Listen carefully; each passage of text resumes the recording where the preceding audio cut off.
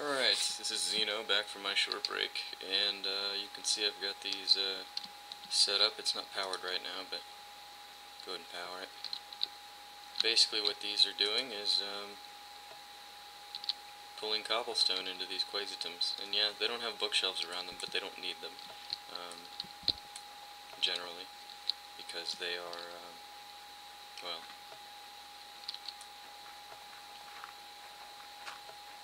always going to be at 3%. So, with them always being at 3%,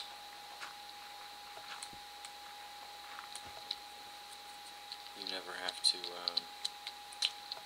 really worry about trying to beef up their potential or anything. You just stick them at 3%. Cobblestone never gets any better, so you're basically just rolling a 1 in 33 chance that it's going to produce something out of cobblestone, which is free. And once you do that, you just need a sufficient reed farm to supply them with paper. Once you've done this, you have a relatively infinite supply of the fragments that you need to actually produce research. And with that, you can produce the discoveries. Now, the theories come pretty slowly, and it's kind of a pain in the butt once you reach your lost maximum and you know all the lost tree. What begins to happen is all of your fragments randomly change into other fragments. But in general, this works, and it allows you to get all of the research without ever having to search for a tainted area or do any obelisk hunting. The reason why I have covers on these is so that nothing falls in water. It's pretty straightforward. And before I get too far into it, I'm going to make a breaker solvent and convert some sand, and see if sand has a better effect on crop growth with these reeds, because I've heard a rumor that it does.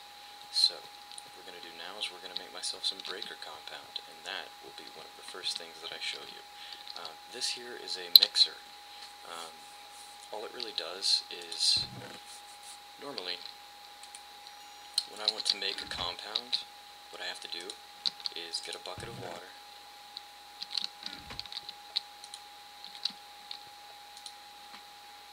some bottles, and some kind of compound, like this. This is redstone solvent, and 3 bottles, so it's a 5-to-3 ratio. So 5 redstone, 3 bottles, and a bucket of water will give me 3 redstone solvents. And this kind of follows the a bucket of water equals 3 bottles rule that's set in Minecraft, and boom, I got my redstone solvent. Now there's a few other kinds of solvent. Some are more expensive than others. Some are less expensive than others. But they are all relatively useful. So here's how this works. Take this out. This, of course, is sugar solvent.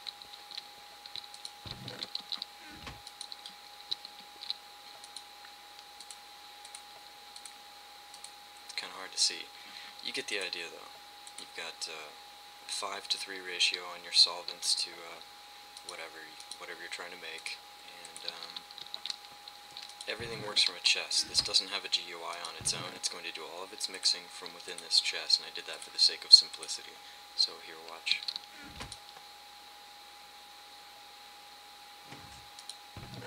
There you go. Now it's going to produce lapis solvent. If I give it some coal, produces carbon solvent, and if I give it glowstone, it produces glowstone solvent. Now, all of these things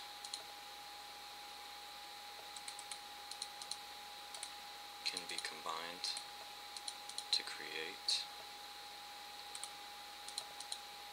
Let me see if I'm getting this recipe right. I don't think I am. That's right. Okay. So one of these is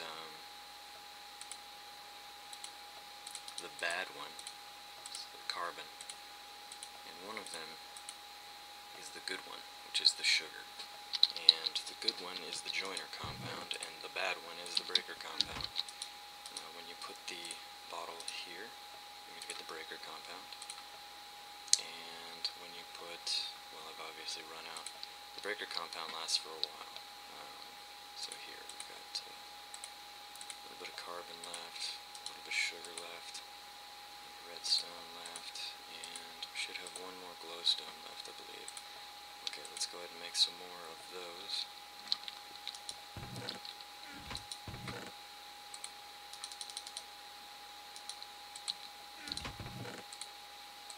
Man, getting kind of full up on my inventory here.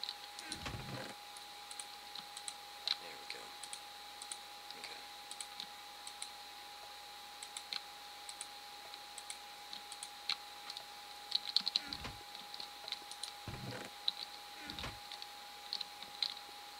I was conveniently setting this block on fire. I think I'll use this as a means to annihilate unwanted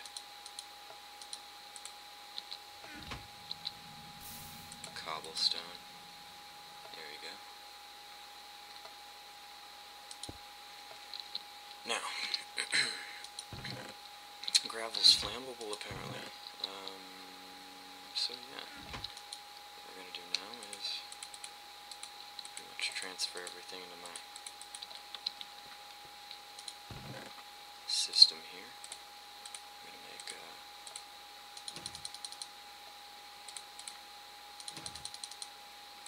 few more of everything.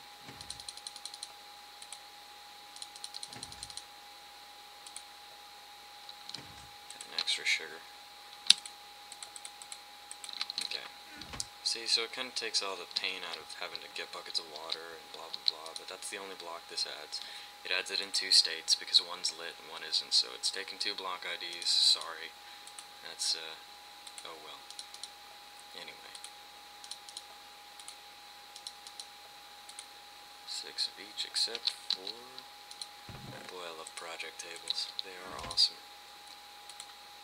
This one, which is my joining solvent. Alright, so now I have a breaking solvent and a joining solvent. I can use my breaking and joining solvents to do a variety of things. And one of the things I'm going to be doing here for a moment is putting all this stuff away real fast.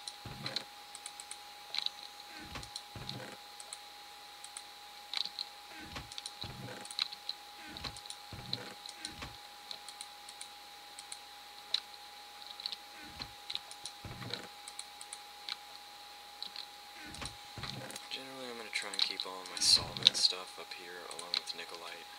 Eventually this is going to get full. I'm going to need more chest space for this kind of thing, because you do get a lot of these resources. But, for the most part, we're good. I'm trying to keep a handle on my inventory space here, because I'm about to do something drastic. Okay. All this cobblestone is just really going to waste, so what I'm going to do is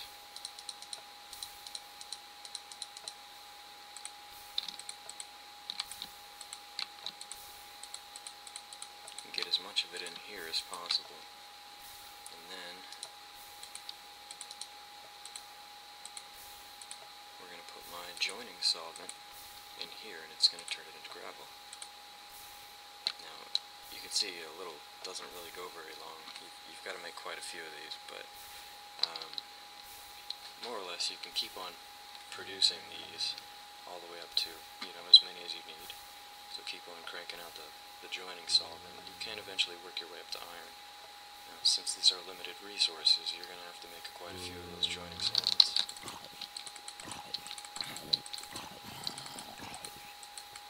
I'm lucky you guys make noise. Kind of foolish. Alright. Okay. So anyway, before was rudely zombie interrupted. And I got another brain. That's nice. Okay, but you get the idea. You can break down a solvent. And this breaking solvent can be used in reverse. It's always in groups of 8, and I did that for a reason. See, it gives you a bunch of dirt.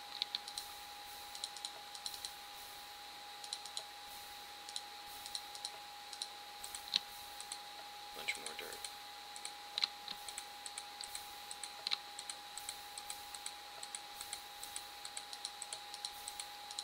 Now, if you want to do lateral transmutations, there's actually a different process, and that requires you to have both breaking and joining solvents, which I don't.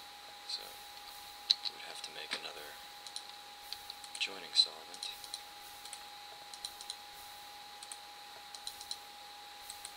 Doesn't really matter about the recipe's design, as long as everything's in there.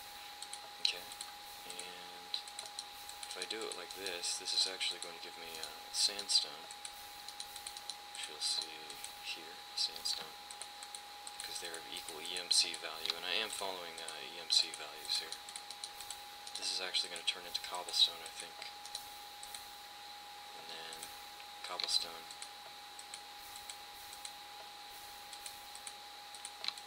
turns into sand,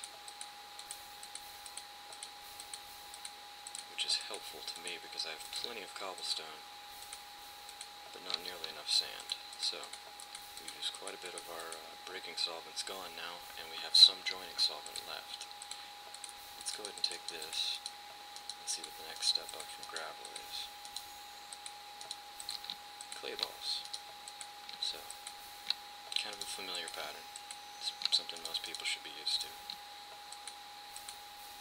And we used all of our breaking solvent, or joining solvent, to make clay balls, which we can now turn into clay. Not too exciting, but the general idea is that there's a strict limit on how many things you can make before it's over. This was mainly Pahmar's idea. It's a cool concept for the mechanics of transmutation, and it definitely keeps you in line with how many things you can do before you run out. Whereas the Philosopher's Stone has an infinite mechanism on it. You can see this is very finite. You'd have to make quite a few of those joining solvents, and they don't stack, so you're going to need to replace them when they run out. I think it's something like 1536 transmutes each, which isn't bad, but it's not fantastic, and it's certainly not infinite. It'll just do about 24 stacks of something before it runs out, I think, or maybe less. Anyways, it might be substantially less. I can't remember. I may have changed it. But in addition to those, you can also make potions out of the solvents. But to make the best potion, the potion that I would find myself using the most, I would actually need blaze powder, which I don't have. Thaumcraft makes it a little bit easier to come by blaze powder, but in general, I'm going to try not to use cinder pearl pods because I think they're used for something in Thaumcraft, and I would prefer to use them for their Thaumcraft purpose rather than waste them on blaze powder, so to speak, when I could eventually set up a farm. So I'm going to try and set up a blaze farm eventually, but that is probably not the best thing to do for the time being. So you can see we're turned off here. And basically this is just going to keep on grinding out cobblestone. As long as this chest is empty or one of these needs cobblestone, it's going to give it to it. So let me go ahead and clear up my inventory. Plenty of cobble. Kill the timer just so that we're not making noise. And what I tend to do is cut this off and keep all of my reagents inside my bottling machine, just to keep things organized. And most of the rest of my resources can go here. If you got a little bit of leftover cobble, that's fine. You can never have too much cobble. You'll eventually find a use for it. I keep keep all my spare tools in here too. Alright, now I've got a diamond pickaxe I've been neglecting to use for a reason. I would like to enchant it, but in the meantime, I need more gold, and I need, most assuredly, a lot more paper. And the reason why I need more gold is because I want 2 more Quaesitums up. I want the 2 more Quaesitums up so that I can have a fully functioning Quaesitum farm here. What the heck just happened?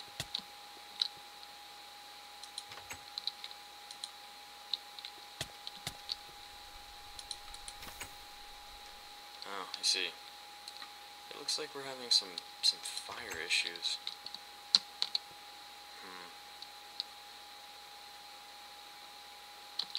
It's alright.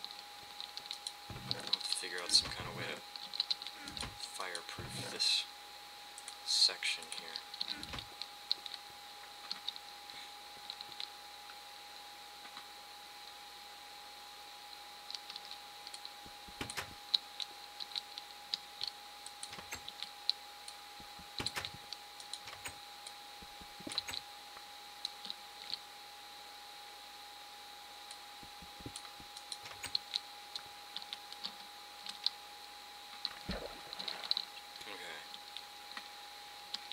Well, the best way I'd imagine to fireproof that section would be to put something that is absolutely fireproof on it. And the only thing I know of that's absolutely fireproof is wooden slabs. I don't know if that is still true or not. But last time I checked, wooden slabs could not be inflammable. It's worth a shot.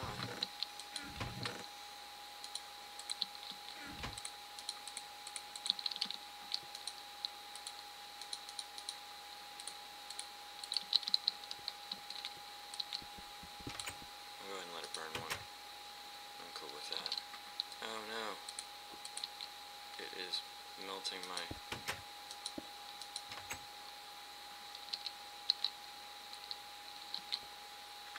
Oh, great. Hold on. I gotta be down there to rescue the mess this is going to make.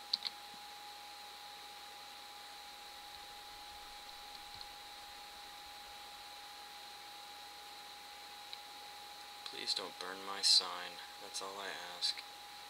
If you burn my sign, I'll be unhappy.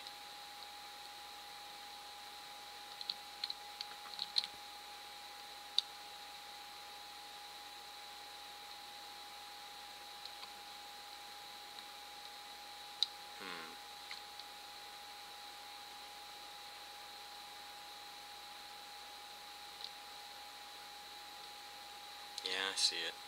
It's coming.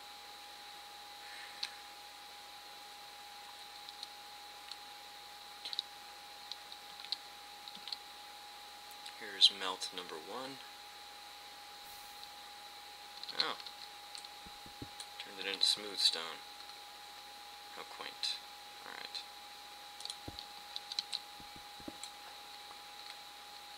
Alright. Put my water back. It's kind of aggravating, huh? Well, anyway.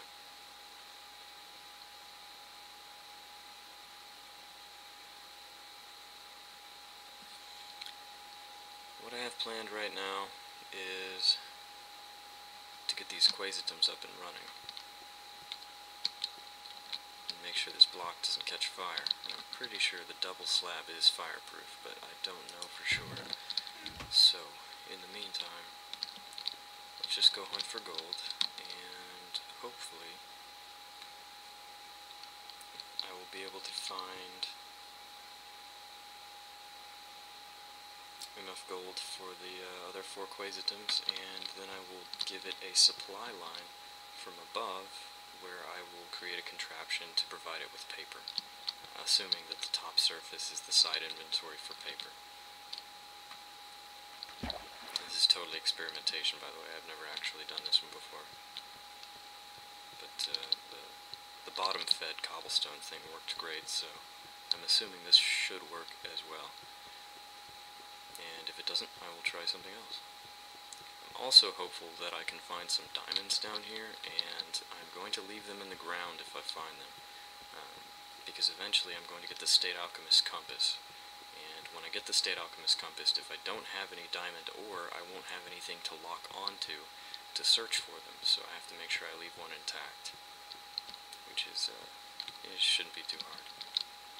Okay. Also, I only have 10 torches. What am I doing with 10 torches? I'm gonna need more wood, which means I'm probably just gonna need to spend a little bit of time harvesting. I really need an elevator. An elevator or a teleport would be great right here, because I get so tired of climbing this ladder. You know, at first, ladders are really cool and all, good thing. Later down the road, I get tired of climbing this ladder. So let's see here. Coal.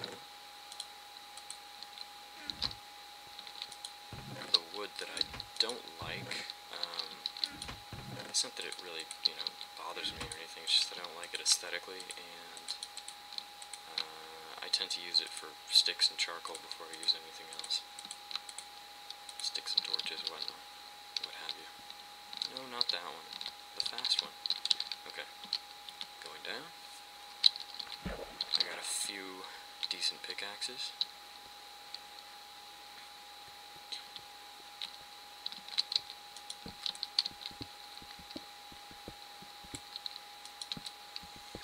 So my mining habit is 4 forward torch, 4 forward torch, 4 forward torch.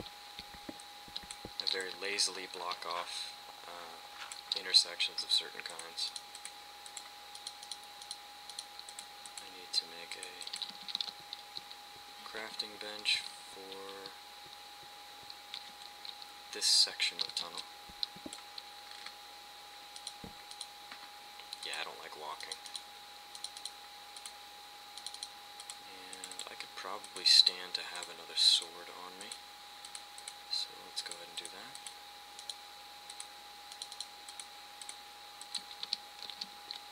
Thank goodness I'm using NEI. It makes breaking stuff a lot less nerve-wracking. This is the wrong tunnel. There's no way I've been this far. And I use a right-hand torch rule to help me find my way home. So I place the torches on the left side going in, and then I know that if they're on my right side, I am going in the direction that is my base, or the exit.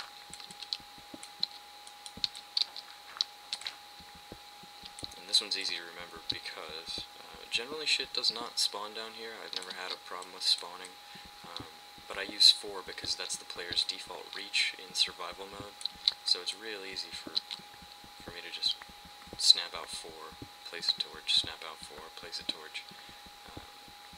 I love the abundance of RP2 gems. It means that I basically never have to make an iron tool, and since they're so much better than iron tools in every possible way, it's pretty handy. Like, I think this is the first iron tool I ever made. I don't have to make any more.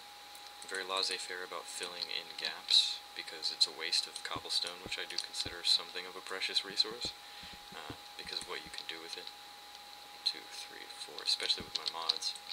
2, 3, 4, and then basically this is my preferred method of branch mining. I know there's slightly more complicated versions of branch mining where you can offset your tunnels a little better. Dual layered branch mining is also really cool. I've got the start of a dual layer branch mine on top of this mine shaft, but I find this is also actually a relatively safe way to mine as well. When I hear lava, I know generally to stop digging, and I will usually see it before I fall in. You can see it dripping above you. I often find that at this specific layer 5, which is about as low as you can go, lava will often spawn in pockets on top of you, but not in front of you on the same level. There's times that's not true, but for the most part, lava likes to be lingering in the area kind of below 10, but just above 7. So it's pretty pretty safe place to mine. Whereas if you were mining on 12, the frequency of you falling into lava from above it is actually pretty high, because that's generally where it's going to spawn. The surface tension level of lava is somewhere around 10 to 12. Don't get me wrong, it could spawn right in front of me, but it's kind of rare. Usually above.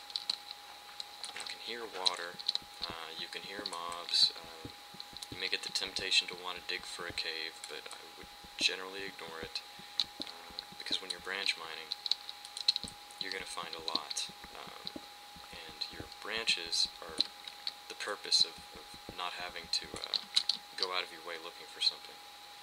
The branch mining tactic is to just press forward with one, and then anything that this one misses, the next one over will grab, and it keeps you efficient. So try not to stray too far from your path. You can dig an entire vein if you want, but just be aware that eventually you're going to reach that spot anyway. To fill things in. Alright. That torch right there indicates that I have struck lava, and that if I do rediscover or revisit this passage, I should know that torch being right in front of me means that there's nothing but lava behind that, and absolutely no reason to go any farther. Generally, I don't re-explore my tunnels, so I know better. And these are every 3 apart. 1, 2, 3. Make sure I got that right. Yes. And this is my most efficient method of finding a diamond, until I get my creation, which I've never actually tested in a survival game, so it may be extremely broken, or it just may be rather useful and not too broken at all. I designed it to be hunger-based, so it will consume your hunger rather than any kind of EMC or energy source, which I thought was cool because, you know, I never really did like the durability bar or the idea that you never get something back that you've worked so hard to make, but something that takes from you constantly and is a force that has to be regenerated over time seems like a pretty balanced mechanic, I was hoping. I'm always exploring for ways to balance mechanics like that. 1, 2, 3, 1, 2, 3, 4. There we go. Oh, I don't know what I'm doing. But I'm trying to basically find more gold and diamonds.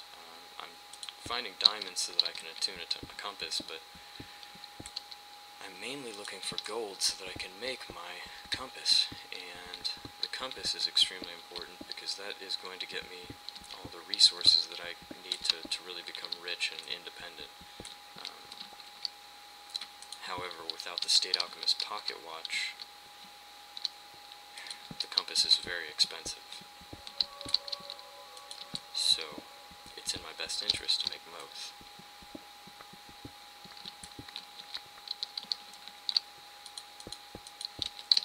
And actually, I've been under the impression that gold is pretty hard to come by. I've found about half as many diamonds as I have gold so far in this map. And gold is oft needed for a variety of the Thaumcraft items as well, which I kind of place higher importance on. Like the Quaesitums, for example, I made those, and I possibly should have waited, but it was an experiment, and it worked, so. Now this Nicolite, I'm not doing anything with it yet, but trust me, I definitely want to get into some bluetricity sometime before this map gets really serious. Because the truth is, I've never used a blue electric anything before, and I always liked Elram's creations, and I like her energy system is a lot of fun. So far from what I've seen, I was playing with some solar arrays in a bat box, and really enjoying just seeing how much power I could gain, being power reliant. But 2, 3, 4. I didn't put any of it to use. Come on now. 2, 3, 4. So I'll have to see how efficient the Bluetricity furnace really is. But I'm going to take a break, keep on digging, and you'll probably come back to see me trying to find some gold. I'll be back.